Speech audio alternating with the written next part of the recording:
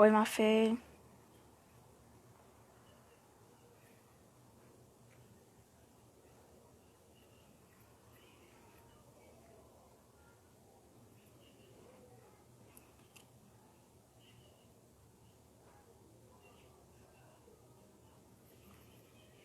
Oi, Mafê.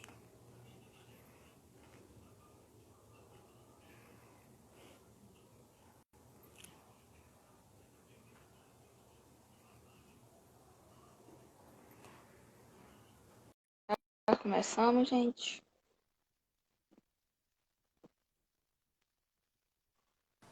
Olá, Oi, Elisângela, boa noite, tudo bom? boa noite, tudo bom? Tô. Tá me vendo Queria... direitinho aí? Tô, tá tudo certo. Ah, que bom. Eu queria que você se apresentasse pra gente, por favor. Eu sou a Elisângela, ex-atleta de voleibol, hoje dirigente do Itajaí Vôlei. Fui atleta aí profissional aí durante quase 20 anos aí na minha vida. Parei de jogar vôlei há 4 anos e estou na gestão do Itajaí Vôlei. Fui seleção brasileira, participei da Olimpíada de Sydney e Atenas. É isso aí, um pouquinho. É... E como é que você teve o interesse pelo vôlei? Como é que você falou assim, nossa, é isso aqui que eu quero pra minha vida? Eu comecei a gostar do voleibol a partir da Olimpíada de 92, né? Foi Barcelona, que teve aquela seleção inesquecível lá do Maurício, Marcelo Negrão, Tandy, Giovanni, enfim. Então foi assistir na Olimpíada, sempre gostei de esporte, mas não tinha me identificado com nenhum. Daí, a partir daquela Olimpíada, eu decidi jogar voleibol. Aí comecei jogando na escola. Aí, o primeiro campeonato da escola que eu participei, me destaquei e acabei seguindo a carreira aí. Que deu certo porque você conquistou praticamente tudo, né? Que tinha pra conquistar. Quase tudo, né? Não, conquistei bastante títulos, foi uma Muitos, carreira bem longa aí, então deu para aproveitar bastante. Pena que passa rapidinho. verdade. E no início, você se espelhou em alguma jogadora? Então, como eu te falei que eu acabei assistindo a Olimpíada de Barcelona, eu acabei Aham. vendo mais jogos masculinos, né? Acompanhei o feminino, lógico, acompanhei todos os esportes quase da Olimpíada aquele ano, mas o jogador que mais me chamava a atenção era o Marcelo Negrão. Então, até quando eu comecei a jogar K1 por causa do Marcelo Negrão. Aí foi ele assim que era o jogador que mais me inspirava, né? E você sendo uma oposta, você tinha uma responsabilidade maior com o time, né? Porque num momento difícil, a jogadora ia mandar para a oposta, né? Como é que você trabalhava essa responsabilidade, assim? Mas isso aí já é treinado, né? A oposta é a posição que mais recebe bola, é a jogadora que resolve os pepinos, né? Assim, a jogadora da bola alta, da bola estourada, é a jogadora que não é aquela jogadora que joga com passe na mão, na escapada, né? Então, e a gente acaba treinando e acaba se acostumando aí com essa responsabilidade, né? Mas sempre na hora do jogo tem aquela pressão um pouco maior para você? Ou você seguiu o jogo normal? Não, eu segui o jogo normal. Eu acho que ali na hora do jogo, assim, a responsabilidade era dividida para todas, né? Lógico que em certa situação a oposta recebe mais bolas, então acaba tendo um nível de exigência maior. Mas a maioria dos treinadores ali cobra todo mundo igual, cobra para poder realmente ganhar o jogo, né? Então não via isso como uma pressão só pro lado da oposta, não. E em relação à pressão da torcida, você achava que a torcida te motivava mais ou você levava aquilo como tranquilo, não, É, digamos assim, importava tanto? Antigamente, né? Bem antigamente, isso a gente está falando aí de 20 anos atrás, hoje falando, a torcida acabava, né? Hoje em dia é muito restrita, a torcida não xinga, entendeu? Então naquela época realmente existia a torcida xingando, todo mundo ali na pressão na hora do jogo, mas E não só eu, mas acho que a maioria das jogadoras preferem jogar com torcida, nem que for contra, do que sem torcida, né? Então, até com esse negócio É, da pandemia, assim, eu penso que para a jogadora estar jogando sem torcida, assim, é bem complicado. Porque você vai na casa do adversário, você quer ganhar. Se você está jogando na sua casa, você também quer jogar, quer ganhar, né? Então, acaba, assim, a torcida motivando, né? Dando um up maior, né? e agora vai ser difícil, né? Com a falta da torcida, porque a jogadora vai ser tipo, entre aspas, assim, um treino, né? Porque É, a torcida estando lá, você vê que tem gente assistindo, que o pessoal tá tendo um carinho pelo vôlei.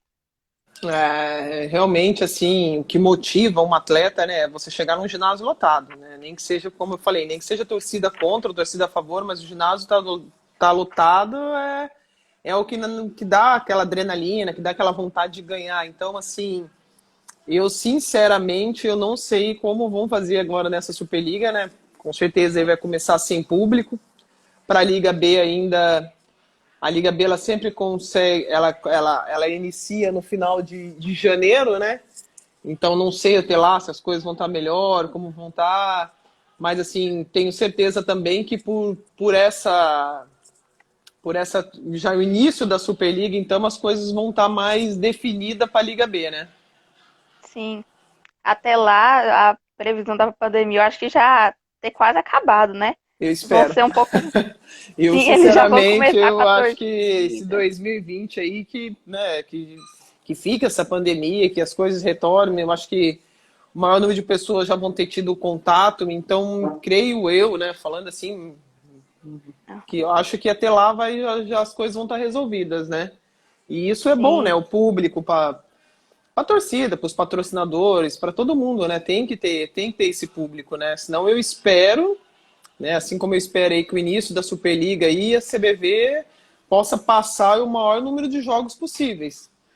Porque acho que sim, o torcedor merece, né? O torcedor está sempre acompanhando, então com certeza esse retorno de mídia é muito importante, então precisa dos jogos ser transmitidos. Eu acho que isso é uma coisa que a CBV tem que já começar a estudar. Tem um canal Vôlei Brasil que já foi aberto, então assim, eu acho que tem que dar um pouco mais de atenção também para a Liga B, sabe, com relação ao canal Vôlei Brasil, que não os jogos da Liga B não são transmitidos, então eu acho que tem que transmitir mais jogos da Liga B. O campeonato é um campeonato curto, então na hora que você vai falar com os patrocinadores, assim, uma coisa bem restrita, então você tem que ter algo a mais para vender para os patrocinadores, né? O sim, esporte vive um momento delicado, eu acho que não só o esporte, né, toda a economia do país, mas consequentemente o esporte vai ser o mais prejudicado. Então, ver aí para esperar, né, para passar essa situação. Acho que essa Superliga B, essa Superliga aí vai ser um campeonato de superação, né? Então a gente tem que ver a melhor forma possível aí para os clubes, lógico, né? Dando prioridade para a saúde dos atletas também, que eu acho que é exatamente. importantíssimo. Eu acho que antes de mais nada aí tem a saúde do atleta, né? Que isso deve ser levado muito em consideração, deve ter os seus cuidados. Espero que a CBV ajude os clubes, né? Eu acho importantíssimo a ajuda da CBV, assim como no futebol a CBF está fazendo. Então, tem que fazer esses exames semanais. Então, tem que ter esse certo cuidado com os atletas, né? Sim.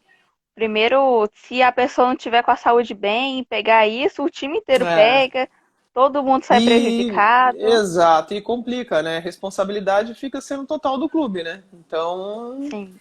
tem que levar essa empoderação aí para fazer da melhor forma possível, né? E também muita gente acha que quem tá na Superliga B joga fraco, né? Pelo contrário, a Superliga B também é muito forte, né? Os times são bem competitivos e deveria ter mais transmissão mesmo. Com certeza, né? A Superliga B é o que dá ali, né? Te alavanca para ali, para a Superliga, para a principal, né? Sim, Então precisa desses jogos, precisa de ter mais jogos, precisa de ter jogos transmitidos, porque senão fica difícil você vender isso, né? E é um sim, campeonato que está nos últimos anos, eu acho que desde quando o Zé Roberto aí começou na Liga B, queira ou não queira, deu esse start, deu essa mudança para a Liga B. Até então as pessoas viam a Liga B como, Liga B, Liga B. Depois que, pô, viram o Zé Roberto, campeão olímpico jogando, Giovani jogando, atletas olímpicas jogando, campeões olímpicos jogando Liga B. Então isso mudou. Mudou, e eu acho que isso é importantíssimo, né? Na Itália sempre foi assim, né?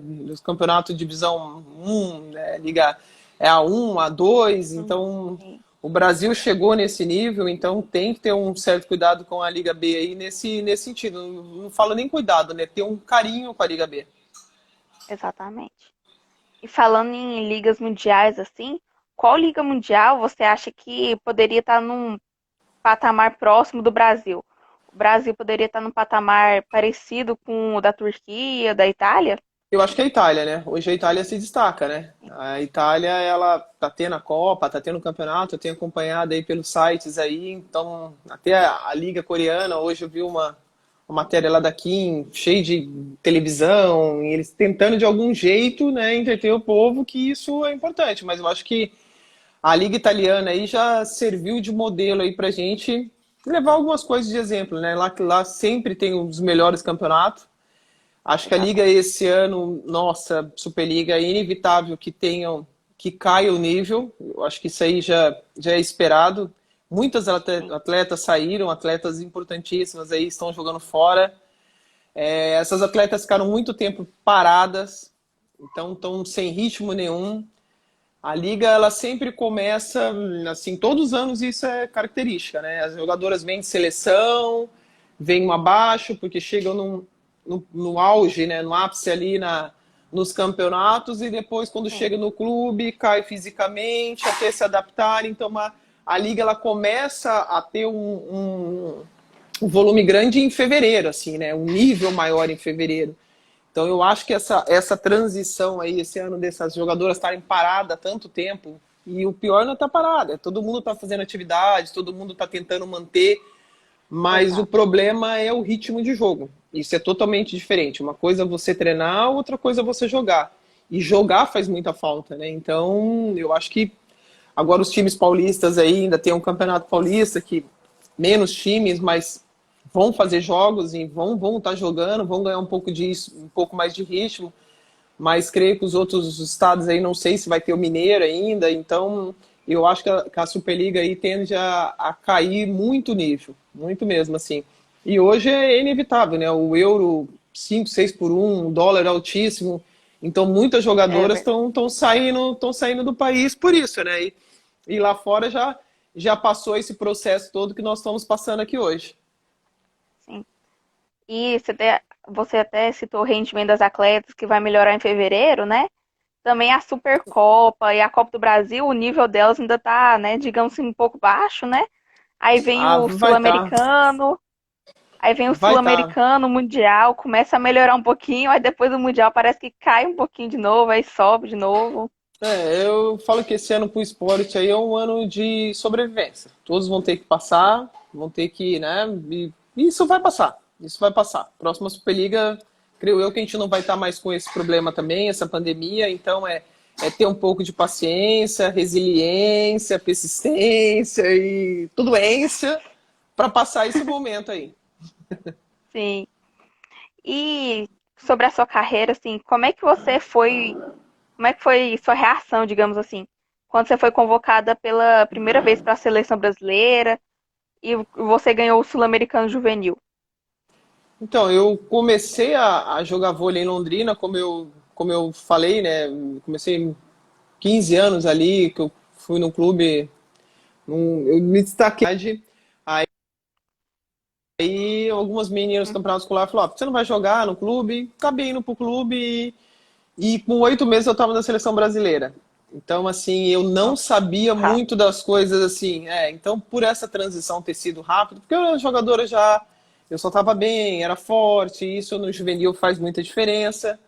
Então, as coisas aconteceram Aham. assim de uma certa velocidade para mim que eu não entendia muitas coisas. Mas quando, lógico, eu fui para esse campeonato, fui pela seleção do Paraná, fui a única do Paraná a ser convocada para a seleção brasileira na época.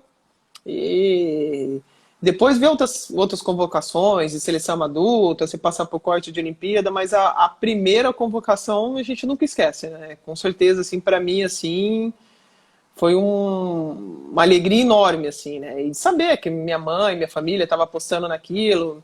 assim, apostando no sentido de me dar todo o suporte para eu realizar aquilo que eu queria. Sim. Então era uma forma de você dizer assim, olha, eu estou no caminho certo, posso ter futuro, então isso foi muito bom. E você também foi campeã dos Jogos Pan-Americanos, né? E o formato dos Jogos Pan-Americanos e nos bastidores também é parecido com o das Olimpíadas? É, os Jogos Pan-Americanos é uma mini Olimpíada, né, na verdade, ali. É uma preparação para você imaginar o que é uma Olimpíada, né? Então ali acaba sendo assim uma mini Olimpíada, né? Quando você chega naquela vila ali, naquela vila pan-americana, enfim, você vai ver vários atletas. Sempre os atletas dos Estados Unidos têm muita, ou no vôlei, ou no basquete, algum outro assim tem muito destaque. Então, você convivendo naquilo, eu me lembro muito que as meninas, né, eu ficava muito admirada de estar naquele pan-americano e as meninas falavam assim: ah, você não tem noção do que é uma Olimpíada. Então, aquilo deixava mais ansiosa e com mais vontade de me preparar para poder ir para uma Olimpíada que era o meu objetivo, era o meu sonho. Era o meu sonho participar de uma Olimpíada. Então, aquele Pan-Americano ali foi o que me colocou na real do que era estar na seleção brasileira, do que era defender o país, né? E lá vocês também conversavam com outros atletas nos tempos livres, trocava muitas A, experiências. a conversa, né? A gente conversa bastante entre nós mesmos, jogadoras, né? E a gente estava chegando naquele Pan-Americano de 99, eu, Érica, Valeuska, Raquel, Renata Lúcia, nós éramos muito jovens, assim, 19, 20, Nossa, a mais velha nossa ali tinha 21, então a gente era jogadoras jovens, cheias de promessas, cheias de sonho, então chegar esse patamar assim olímpico era o objetivo, assim. Então a gente conversava, as jogadoras mais velhas, Vina, Fofão Vina, Fofão e Leila eram a nossa referência ali, eram as nossas mães, entre aspas, ali, que sempre estavam, né, nos aconselhando, já tinham participado de Olimpíada, de Pan-Americano, de Mundial, já tinham todo aí um currículo. Então, essa transição com essas jogadoras mais velhas e a forma que elas conduziam para a gente, assim, foi importantíssimo e bom, né? Bom para a gente, assim, que tinha elas ali para poder tá orientando a gente ali. sim. E como é que foi jogar na Itália, no Japão? Como é que foi se adaptar a uma cultura diferente, uma língua nova? Então, assim,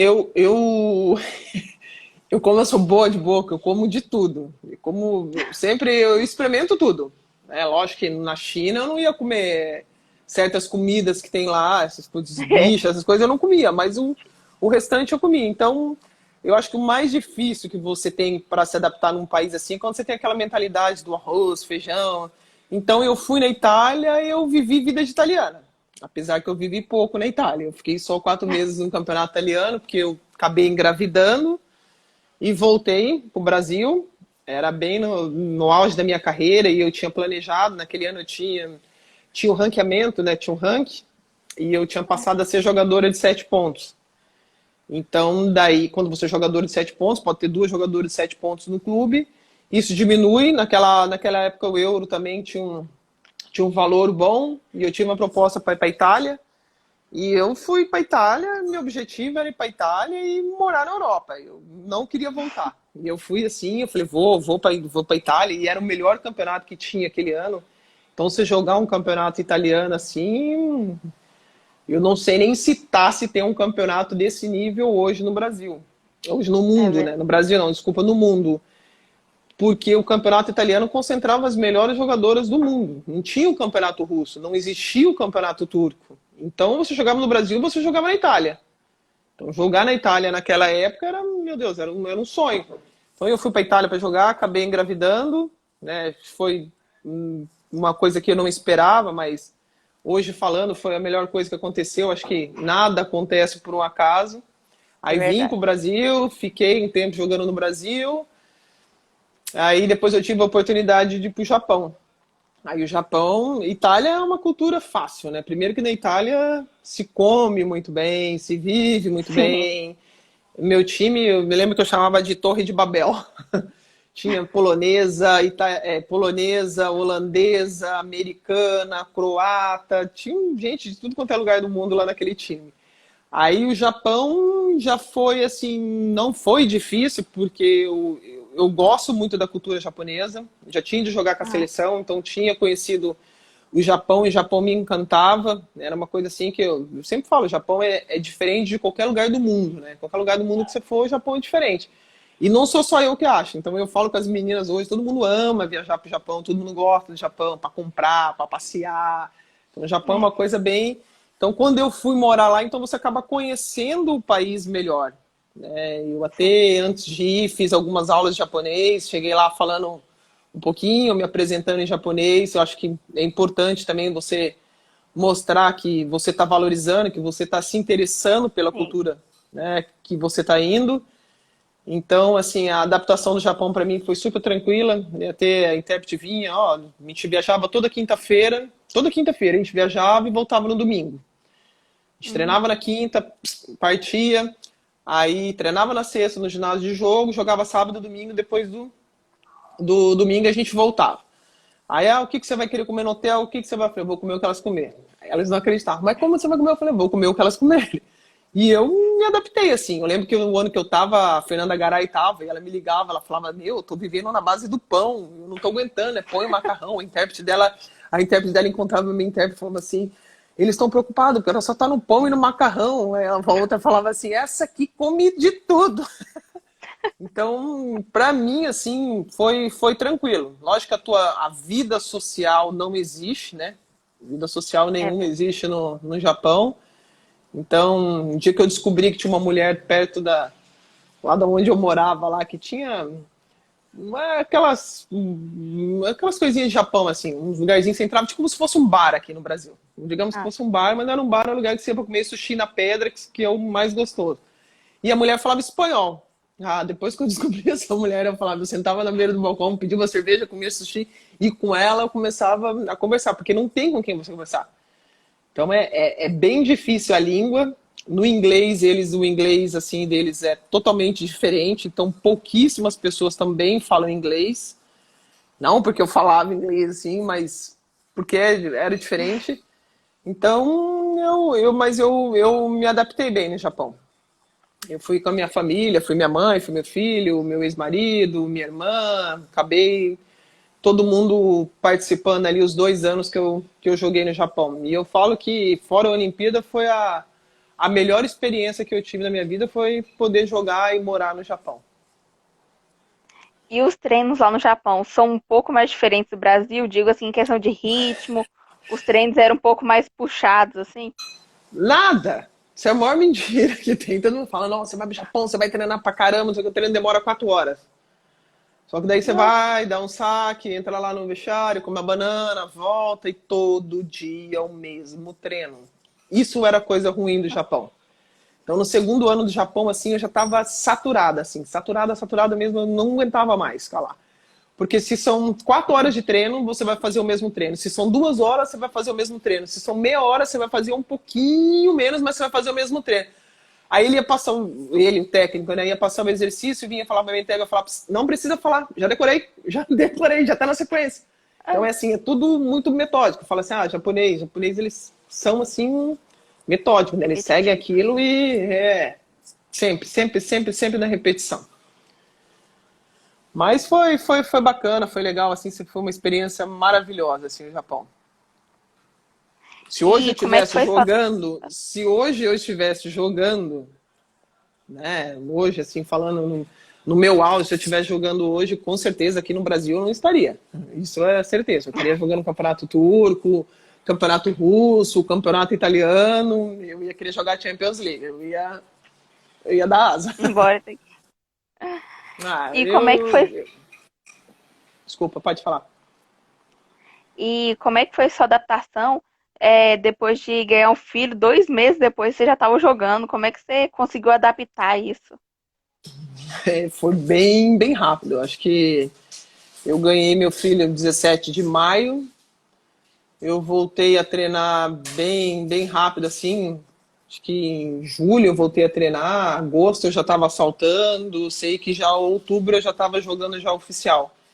Voltei o peso rápido, assim, né? Era uma das preocupações que eu tinha e graças a Deus eu voltei da Itália. E antes de eu ter ele mesmo, quando eu cheguei aqui da Itália, eu cheguei em janeiro da Itália, foi em março, abril, eu já tinha sido contratada já pelo Macaé, pelo Oi Macaé na época. Então, assim, eu tive essa tranquilidade de ter ele, sabendo que eu já estava empregada, que eu já tinha um time para jogar. Aí foi bem tranquilo, assim, sabe? Essa coisa da maternidade. Quando acontece, assim, para mim, foi um choque, assim, na hora de você saber assim, putz, meu plano era ficar na Itália, os italianos, pô.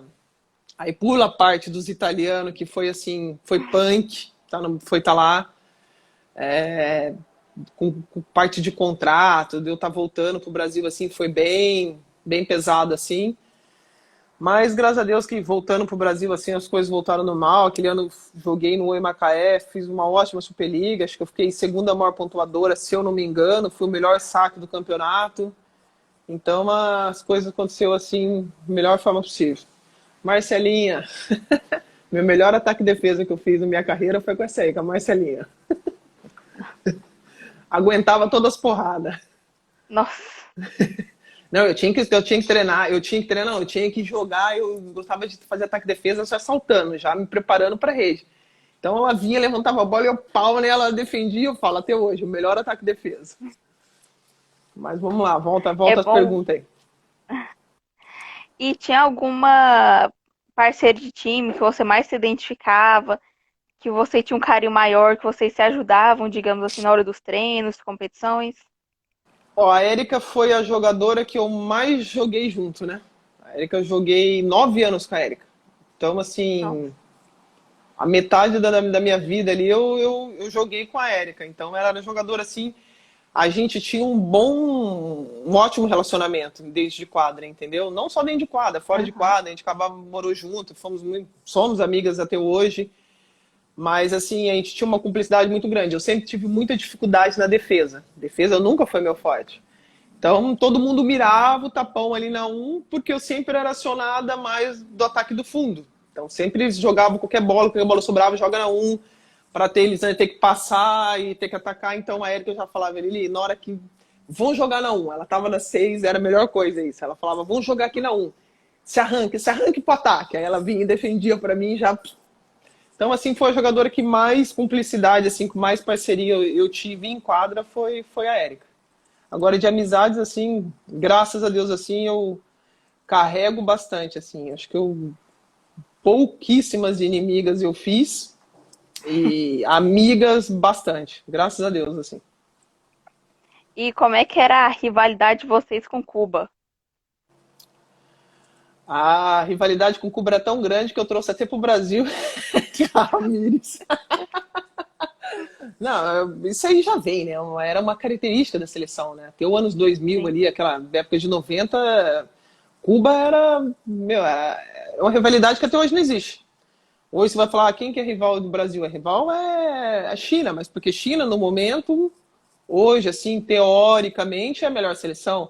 Mas nunca Sim. brigaram, nunca houve ofensa, nunca houve como era antigamente.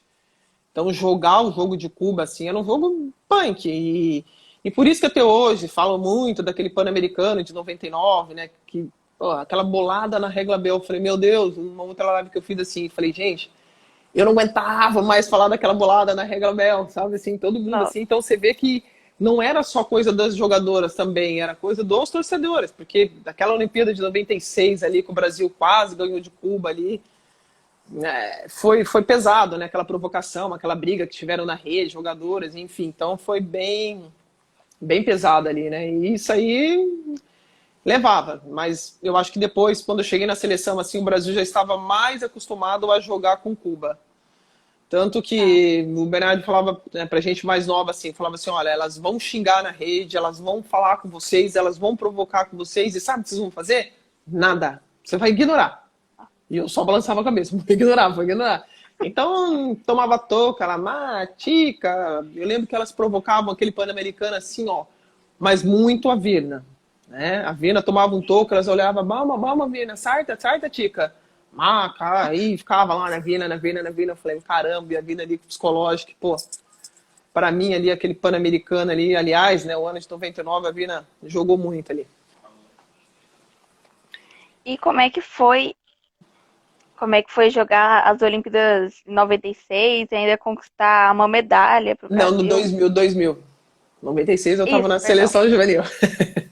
Perdão, nossa, Não, eu tô. não, foi jogar uma Olimpíada assim, eu acho que é a realização profissional assim de qualquer atleta, né? Acho que se falar hoje assim, se pegar na Superliga, quem que não quer jogar uma Olimpíada? Quem não quiser jogar uma Olimpíada não vai jogar voleibol. Então acho que é o sonho de qualquer atleta, tem que ser o sonho de qualquer atleta, né? Jogar uma Olimpíada, isso tem que ser.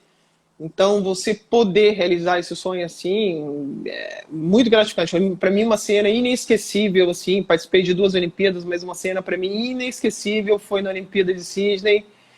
Eu lembro que tava eu, a Érica e o Giba junto, assistindo ali na hora do desfile. Foi quando entrou que foi a primeira vez que a Coreia do Sul e a Coreia do Norte entraram juntas, assim, de mão dada. Daí o estádio inteiro em Sydney, assim, levantou e aplaudiu. E aquilo ali, pra mim, assim, eu arrepiei. Quando eu li o Giba, tava em lágrimas, assim, a Erika chorando. Eu falei, agora eu vou ter que chorar. Mas, assim, não, brincadeira. Mas foi, assim, é a cena da Olimpíada que eu não me esqueço da minha vida, assim. Foi essa abertura dos Jogos Olímpicos, essa entrada da Coreia do Norte, Coreia do Sul, foi uma coisa, assim, arrepiante na hora também. Na Vila Olímpica, 2000 era o ano do Guga. E o Guga ia lá, tudo casa assim, né? Você fica na vila, tudo casa, e o Guga ia lá e ficava tocando com a gente até altas horas, assim, quando a gente podia, né? Lógico, tocando o violão que ele cantava, então todo mundo vinha, aí vinha a delegação da Itália, eu tinha jogado com a Pitinini vinha, trazia as italianas, falava, eu posso apresentar o Guga, vem cá. Então isso era muito legal, sem dizer aquele Phelps, aquele da natação, Phelps não, eu esqueci aquele nome que era um fenômeno na natação que até antes do Phelps, Toby Gael, não, Toby Gael. Ajuda aí nos Não vou comentários, falar, gente. não vou falar besteira. Aquele que ganhou várias Olimpíadas em 2000 da natação, que pô, era sensacional, enfim. Então você viver esses momentos olímpicos, viver dentro de uma vila olímpica é maravilhoso, né? Eu falei que pena que passa rápido, podia ficar uns 2 meses lá. E em 2003, você, infelizmente, né, foi cortada do Grand Prix, né? Grand Prix não, Sul-Americano, por causa de uma lesão no Sul-Americana ombro. não. Não, mas eu fui cortada antes. Teve corte antes. Eu fui cortada em 2001, 2001 ou 2002 com o Marco Aurélio Mota. Por indisciplina, enfim. Aí é uma outra, foi Outra uma, história. foi um conflito ali, né, dessa transição do Bernardo e o Marco Aurélio Mota. Então acabou tendo uma desavença ali. Aí depois em 2003, quando o Zé Roberto assumiu, eu tava com uma dor crônica no meu braço. Aí era uma lesão que alguns, de 3 médicos, 2 falaram para eu operar. Então eu acabei não indo para aquela Copa do Mundo. Fiquei no Brasil. Aí fui para o Rio de Janeiro. Fiquei lá com o Bernardo tratando essa lesão. Que estava eu e o Anderson, o Anderson tinha vindo do Japão, enfim. Fiquei tratando essa lesão. Em 2004, não, ali em 2003, 2004 fiz uma Superliga assim, bem razoável. Na fase final que eu consegui tirar essa dor, que era uma lesão assim, uma lesão insuportável assim. Aí eu consegui ir para a Olimpíada. Fui para a Itália ainda com muita dor, assim, jogando com dor. Mas depois que eu engravidei, nunca mais eu tive essa lesão. Aí até hoje já teve estudos e teve outras coisas faladas que realmente é uma descarga hormonal muito grande. Maurício também te amo. Jaqueira. Eu chamo ele de Jaqueira.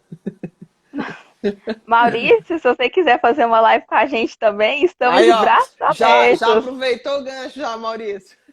Sim, Tá, tem que tá, aproveitar. tá lançado o convite. Eu falo que esse aí eu já falei para ele inúmeras vezes, já falei um monte de vezes, já tem para mim foi o melhor levantador que o Brasil já Sim. teve. Como eu falei, né? Me inspirei na Olimpíada de 92 vendo esses gênios aí. E qual que foi, na sua opinião, o melhor técnico que já treinou você, que você sentiu, digamos assim, mais à vontade nos treinos? Ah, o melhor técnico meu, acho que o melhor técnico aí da maioria hoje do voleibol, né? Vamos falar a verdade, Bernardinho, né? Não tem como você trabalhar com o Bernardo e não falar que o Bernardo é o melhor técnico. Eu acho que de 10 atletas aí, 9 vão falar isso. Então, eu sempre falo assim que eu tive o privilégio de trabalhar com o Bernardo no começo da minha carreira, que me fez toda a formação, todo o suporte, tudo para eu me tornar uma grande atleta. Eu acho que não era só você treinar, não é só o treinador, acho que não é simplesmente só o ser treinador. Acho que o técnico da base é importantíssimo, mas o técnico, quando ele dirige um time adulto, te dá as condições para você desempenhar e dar o seu melhor, isso é maravilhoso. Eu acho que isso aí é indiscutível. O Bernardo foi e é até hoje o melhor técnico aí. E como é que é o treino com o Bernardo? Ele realmente bota pressão demais nos atletas? Ou ele Tempo é todo, tranquilo? tempo todo, Ah, tempo todo. Isso aí, qualquer um vai falar isso. É pressão, porque é o que você vai ter no jogo. Então ele sim, faz isso durante o treinamento. Então ele te prepara para aquela pressão que você vai sofrer no jogo. Então treinar com o Bernardo, estar ali com ele, é pressão o tempo inteiro, assim, o tempo inteiro. E isso te amadurece e te prepara. sim. Porque de vez em quando lá nas beiras de quadra ele dá uma surtada com as atletas, né? Bota aquela pressãozinha lá pro povo aumentar o gás e fazer o Mas, ponto. mas, mas todo mundo que treinou com o Bernardo, assim, todo mundo acaba se acostumando com aquele jeito dele. Porque ao mesmo tempo que ele é Uhum, muito exigente, assim, ele é um paizão, né? Então ele, ao mesmo tempo que ele briga com você no treino, daqui a pouco, se tiver sem camiseta, ele arranca a camiseta, dá pra você. E outra coisa, assim, o Bernardo ele não guarda. Então você já resolve com ele aí no treino. É a melhor coisa, melhor. Porque é sim. difícil você trabalhar com aqueles técnicos e falar o que será que tá passando na cabeça. O cara não fala num dia, no outro dia vem lá e te cutuca daquela maneira. Então o Bernardo é bom com relação a isso, que ele resolve, e as coisas saem resolvidas ali no treino mesmo. E você também participou de um. Foi campeã, né, do troféu Vale da Costa, não foi? Não lembro. Vale da Costa, onde foi esse Vale da Costa? Né, porque assim, a edição desse daqui não tá sendo eu que tô fazendo a redação do para fazer essa live, por isso que eu perguntei, gente. Porque Vale tem uma da coisinha aqui. Costa. É o que foi na Sim, Regia Calabria? provável, provável, Foi com o Zé Roberto, né? provável também. Também não me lembro bem, pra te falar a verdade, não. Não, Pulamos não, então. não. Pulamos essa. Pulamos, vamos pra outra que tá mais fácil. Eu ia falar de Grand Prix agora, Vale da Costa, não me lembro. A próxima é Grand Prix mesmo. Como é que foi ser campeã do Grand Prix? 2004 foi ali aquela coisa, né? O ano da Olimpíada, você ganhar um Grand Prix, então gera aquela expectativa de ganhar a Olimpíada, né? Uma motivação a Então, mais. uma motivação a mais. O Zé Roberto, né, era o segundo ano ali do Zé, já tinha chegado no final de 2003 com toda aquela turbulência que tinha a seleção. Então, tem que dar toda aquela mexida na seleção, né? Então, ganhar aquele Grand Prix, vendo jogadoras assim, eu não estava no banco naquela época, era um ano que a Mari estava surgindo, arrebentando, Fernanda Venturini voltando para a seleção, assim, eu destruindo, né? Jogando um. Aí que você vê a grande jogadora crescer, né? Eu lembro que tinha jogadora, uma levantadora chinesa, que até então todo mundo falava dessa levantadora chinesa, e foi ela e a Fernanda nesse jogo final para ver quem que ia ser a melhor jogadora e quem ganharia o Grand Prix. Foi isso que a Fernanda fez. Foi a melhor jogadora e ganhou o Grand Prix. Nath! Isso Tem aí. algum tem algum título que você leva com carinho, que você sempre relembra ele? Olha, eu falo Pan-Americano, por ser o ano que a gente chegou na seleção, foi inesquecível, mas assim, o título assim que eu ganhar no MRV, ganhar a Superliga pelo Minas. A gente foi jogar num ginásio com 23 mil pessoas, Mineirinho. Então fazia 12 anos, 13 anos que o Minas não conquistava um campeonato.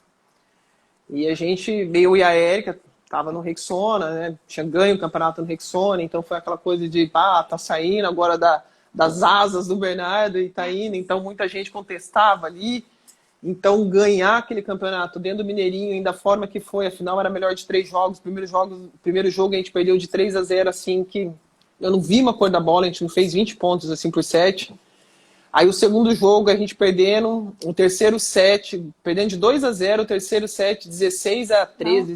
16-10, a gente virou o jogo e fomos pro Mineirinho com 23 mil pessoas dentro do Mineirinho, assim, depois corpo de bombeiro, pô, Belo Horizonte parou Belo Horizonte, assim. Então, esse título, assim, para mim foi inesquecível. Que o ginásio lotado e vocês terem perdido aqui, nossa, A, o até psicológico ficou um hoje, pouco até a, abalado, né? até hoje, se eu não me engano, tá? Eu teve há pouco tempo, não faz muito tempo que eu vi o recorde público do Mineirinho. Nossa. Esse jogo. E era o Mineirinho E antigo, né? O Mineirinho que era maior ainda. você em algum momento já pensou em vez de jogar na quadra, fazer essa transição para a praia? Não, na praia eu sou um tatuí. Não, só funda. Não é minha característica nenhuma jogar na praia, além de não ser minha característica, não curto jogar na praia, não gosto do vôlei de praia. Assim, para jogar, entendeu? Para brincar Sim. ali e tudo, mas assim, treinar diariamente, assim, acompanhei alguns treinos da Paula e da Mari, assim, meu Deus, o dia a dia, assim, os treinos são pesados, são puxados, é bem difícil, assim.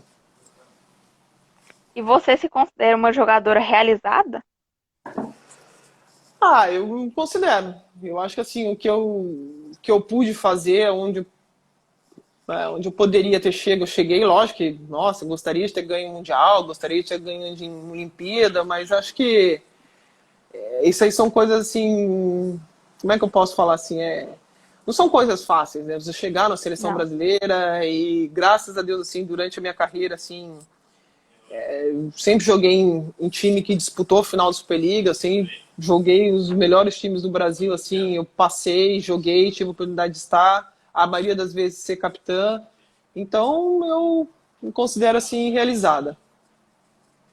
E falando até em ser capitã, apesar da pessoa ser capitã, ela leva uma responsabilidade até um pouco maior, né? No jogo, pelo fato de ter que, não sei, digamos assim, motivar jogadores na hora do jogo, quando tá perdendo, ter que dar um gás maior ou não. Eu acho que a capitã ela é muito mais capitã assim quando ela é no dia a dia.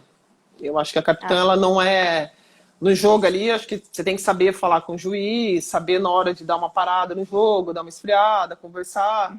E eu já tive algumas vezes, já que o técnico colocou eu como capitã Maurício Thomas, quando eu joguei em Brusque. Eu cheguei, até então eu tava para voltar para a Itália novamente, aí voltei para jogar, acabou não dando certo. Aí fui jogar em Brusque, aí o Maurício a Fabiola era a capitã. Aí foi dar o início da Superliga, ele falou, Fabiola, eu vou colocar Elisângela de capitã, porque senão nós vamos tomar muito cartão amarelo e vermelho, então é melhor que ela seja capitã. Então era uma forma também de me acalmar.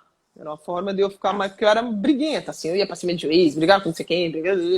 Então era uma forma de dar uma acalmada e isso também já me. Opa, eu sou capitã, eu tenho que dar uma segurada, eu tenho que. Não posso despirocar, então é uma forma assim também de eu entrar mais no jogo, né? Mas acho que a capitã é aquela do dia a dia, é de saber uma hora de Uhum. pegar uma folga, de pedir uma folga quando o time tá cansado, é saber na hora de, pô, a jogadora tá enrolando ali no treino, falar, meu, tô no gás, vamos no gás, porque tá todo mundo no gás, o que que tá acontecendo? Então, tem que chegar de uma certa forma ali, uma jogadora em outra, ter esse tipo de cobrança. Então, eu acho assim, para mim, isso aí, acho que também foi uma das coisas que eu aprendi logo com o Bernardo, assim, existe vários tipos de capitã dentro do time, né? Eu acho que existe Sim. aquela capitã, como ele falava na época, que a Ana Flávia era mais mãe, a Fernanda era mais a líder técnica, então existe vários, eu acho que nem sempre quem coloca tal já quer dizer que é melhor capitã. Eu acho que dentro de um grupo assim existe vários tipos de liderança. Digamos assim, aqui é a capitã, digamos assim, oficialmente. É aquela que é um pouco mais calma para falar com o árbitro, né, para não levar Nem, mais nem, cartão nem sempre. amarelo. Nem Não? sempre. Nem sempre. Carol Gataz é capitã do Minas e é brava pra caramba. Eu lembro da É Carol verdade. porque eu joguei com a Carol. e eu já vi ela para cima do árbitro, e eu, como capitão, também fui para cima e deu tumulto, porque nós dois fomos para cima. Então, assim, nem sempre. Então tem que ter aquela. Ah, e às vezes o técnico também te chama ali, pô, segura aí, acalma a galera, tal, tal, tal. E você ir sentindo ali, também uma hora de esfriar o jogo, né? Isso aí existe também. Ah, deu câimbra, ah, caiu. Eu falava que a Vina já não tinha mais nem. Como é que era mesmo? Ela sempre, ah, caiu minha lente, caiu minha lente. Era a forma daquela abafada no jogo, sentir o momento que o time não pode desacelerar, os momentos que você tem que desacelerar. Então, isso aí. E outra, assim, também, eu vou falar bem a verdade, assim, eu sempre joguei em time que tinha vários jogadores experientes. Então, isso aí você acaba também dividindo. Difícil é quando você joga no time com jogadoras mais novas, que você tem que ser exemplo, que você tem que liderar, porque todo mundo depende. Mas eu, como eu joguei no time assim que várias jogadoras assim nível até maior, então acabava isso acaba dividindo bastante. Então você sentiu um pouco, digamos, mais tranquila, né? Em relação a não ter Sim, que liderar tudo. sim, sim. Sempre tinha galera para dividir. Sempre tinha uma galera assim que acabava dividindo ali a responsabilidade ali.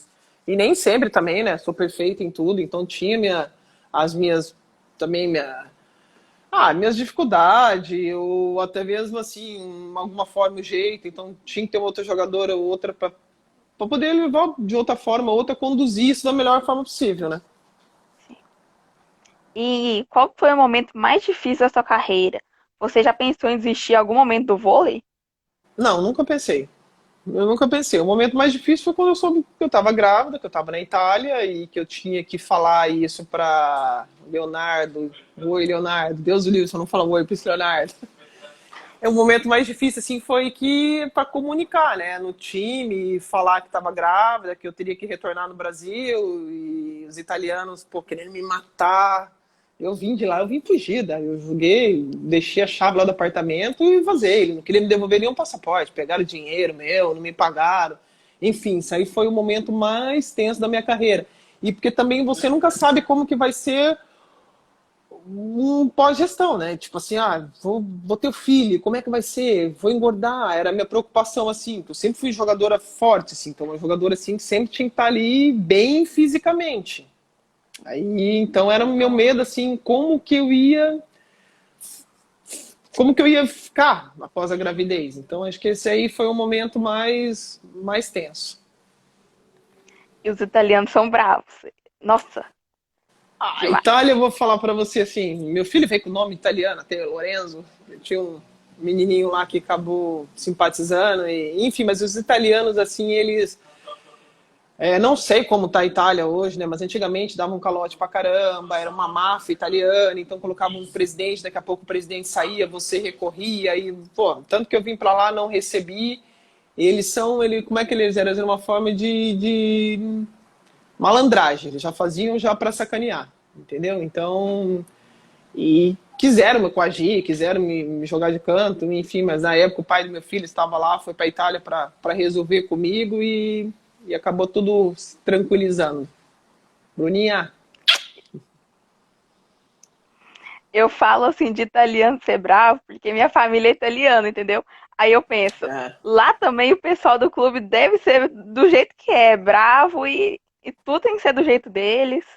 mas lá eles eram muito, na Itália, assim, né, naquela época dos anos 2000 ali, 2004, assim, aquela entre 2000 e 2004 ali, que o campeonato era fortíssimo ali, teve muito golpe, teve muitas jogadoras não acabaram não recebendo, eles contratavam, então assim, acabavam falando, né, a máfia italiana, né?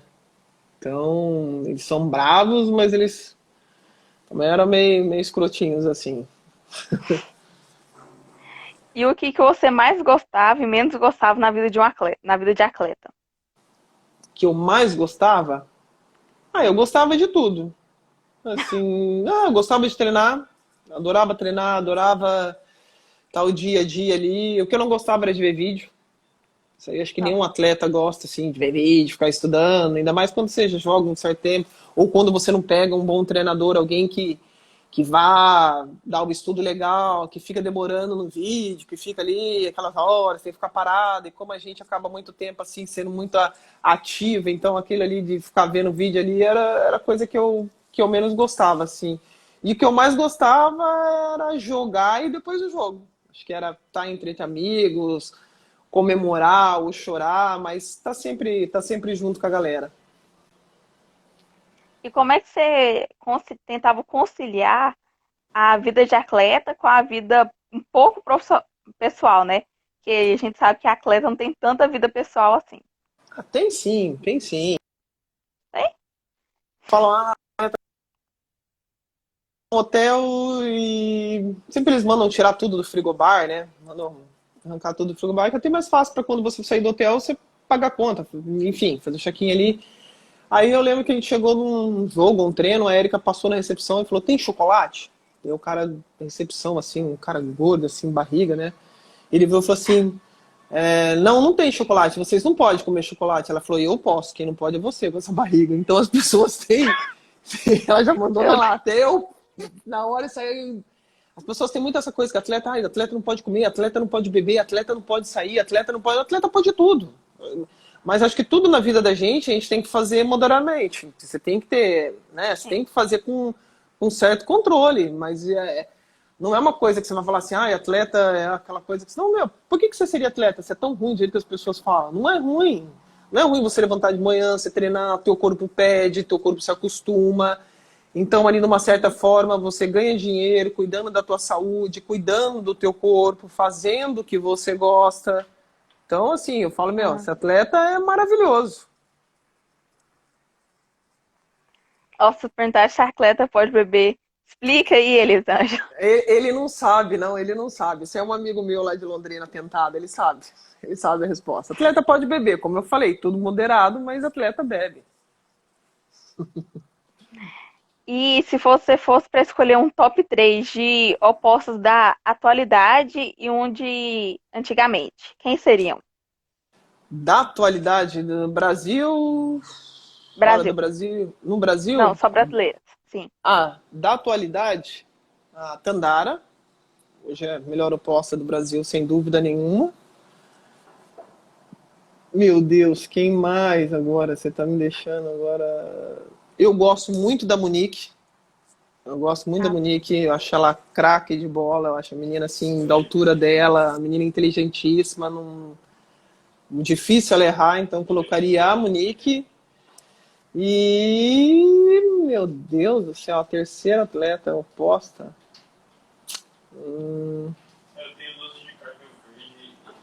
A Sassá é a melhor ponteira, né, Sassá? Você é ponteira, você não pode falar como oposta. Ah, agora a terceira oposta está me pegando. Eu acho que a Paula Burgo. Hoje eu colocaria ela aí. Ou a Rosa Maria, quando joga de oposta também. Não sei como é que ela tá jogando agora na Itália. ela tá jogando de oposta ainda. Então, a Rosa Maria. Pode colocar a Rosa Maria aí como uma terceira oposta. Tandara Monique e E Rosa eu, Maria. e eu queria que você montasse a sua seleção para Tóquio. Quem que você levaria de titular? Uau! Macris. Macris na mão. Thaísa. Levaria a Thaísa ali na rede de três. Levaria a Carol Gataz na rede de dois. Levaria a Natália. Sim. Levaria a Tandara de oposta. E levaria. Putz, agora você me deixou dividida ali na ponta entre Gabi e Fernanda Garay. Mas Eu não vou dar nem, não essa vou dar minha era. opinião. Mas assim, eu acho que estando no auge, assim, Fernanda Garay.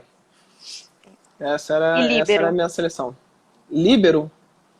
Sim. Líbero, eu vou falar pra você que, olha, tem duas líberos hoje que eu gosto muito. Acho assim, pra mim, hoje, assim, elas estão no auge. E acho que são meninas que têm aptidão pra estar jogando na seleção brasileira. Eu não me lembro o nome, que eu sou péssima pra nome. E são novas Bright e agora. Leia. Não, errou as duas. Aquela do Deixa eu Rio, ver. a do Rio de Natinha. Janeiro. E a que A tá com o Zé Nath. Roberto, que tá com o Zé Roberto no Barueri. Nossa, que tá com o Zé Roberto, eu não sei o nome. A que Ela jogou ano aí, eu não. passado com o Zé Roberto. Que a Nossa. menina joga de muito. Joga muito. Ai, gente. Ah, eu não sei o nome dela, gente, eu não sei. Eu, eu era essas duas libras eu levaria. A Bright e E a Leia, eu não sei como é que elas estão com disposição para ir para a seleção, não sei como é que elas estão assim, mas independente disso, essas duas eram minhas libras assim que eu levaria. nossa, você Ah, foi a lá, a única que não Natália falou, colocou. Nieme, que está com o Zé. Obrigada, Nath. Essa aí, Nieme. Mas daí vai falar que a menina não tem experiência, que a menina joga muito. Menina, jogos que eu vi assim, eu me encantei. Você foi a primeira que não escolheu a Bright nem a Leia. Eu achei até diferente. Ah, Isso porque você colocou uma menina um pouco mais nova, né? Do que eu em vou relação falar. às outras, assim. A Leia, eu não sei se ela quer ir para a seleção. Ano passado ela pediu dispensa. Então não sei como é que está a cabeça dela agora para ir para a seleção. E jogadora, para ir para a seleção brasileira, você tem que estar com muita vontade, você tem que estar faca no dente. Sim, É igual eu falo, a Carol Gataz. Me desculpa, assim, dói falar que a Carol pode se aposentar e não participar de uma Olimpíada. é verdade. A Carol Gataz foi uma das grandes centrais que tem no Brasil hoje, aí, a top 5. Se você colocar Thaísa, Fabizona, Valeuska, quem que vem a outra que você vai falar? Carol Gataz. Então, você falar com a Carol Gataz, vão jogar ela pela identidade dela? É Tá verdade. entendendo? Pela idade dela? Não, não pode. Eu acho que ela, pô, que ela vem jogando esses últimos anos aí, agora eu não sei nível internacional, mas eu creio que nível internacional, eu vejo até agora certas centrais que tem menos nível técnico e tem às vezes oportunidade na seleção. E eu acho que a Carol é uma menina que falta uma oportunidade na seleção brasileira. Eu acho que seria doído ela encerrar uma carreira dela sem participar de uma Olimpíada. Que eu acho que ela já deveria ter ido, né? Em 2012 e acabou não indo. Eu peço para que, né, que olhe com carinho aí pela Carol, porque eu acho que ela merecia. E tem jogadoras que são um pouco mais experientes, que estão jogando muito melhor do que as jogadoras um pouco mais novas, né? Parece que essa geração um pouco mais nova tem algumas que parece que tem preguiça de treinar mais um pouco, parece que não estão tão motivadas assim. Isso aí a gente conversa com todo mundo que era da geração mais velha, né? Eu acho que assim, ó, a primeira coisa que a gente tem que. É igual falar assim, a geração de 96 foi melhor que a de 2008. Não, gente, cada um na sua época. Naquele momento, a geração de 96 era uma geração de craques, era uma geração que, pô. Mas se você colocar a geração de 96, tinha jogadores assim, meu, que a Ida jogava, era absurdo, tinha jogadores assim, mas que nesse nível que estamos hoje de central seria difícil para jogar. Então, assim, acho que cada seleção na sua época é como as jogadoras. Não adianta querer cobrar dessa geração o que era a geração passada, o que a É gente verdade. treinava, o que a gente treinava. Eu tô com 3 anos de projeto e eu acompanho os treinos assim. Aí as minas às vezes, tô cansada. Tô falando dos três anos com diferentes técnicos, entendeu? Então não é coisa de, tô cansada, treinamos muito. Eu falo, gente, o que a gente treinar, eu penso, mas eu não vou falar porque não tem que comparar. Uhum. Não tem que comparar. Se você pegar a Sassá, que tá com a gente no Itajaí, quer dizer, ela já pegou a geração do treinamento com o melhor. Eu tenho certeza que ela vai falar hoje pra ela os treinos. Aí eu vou falar, pô, a Sassá, pô, velha, mais velha, né? Velha não, mais velha, pô, aguenta o treino, não sei o quê, papapá. Mas lógico que ela aguenta, ela já veio assim, desde nova, treinando pra caramba. Então não é que a Sassá vai morrer porque ela tá com 35, 36 anos, entendeu? Vai treinar de boa. Se não tiver lesão, vai treinar de boa. Então não queira comparar. Mas é totalmente diferente o que a gente treinava, o que a gente malhava. Meu Deus, o que. Tem no livro do Bernardo. Isso aí, o que aquela geração nossa de 99 treinou, a gente treinava 3 períodos. Era frio pra Nossa, caramba em Curitiba. A gente acordava, malhava, voltava, tomava café, treinava no final da manhã, treinava à tarde. Então, assim, a gente treinava assim, mas treinava muito, muito por dia.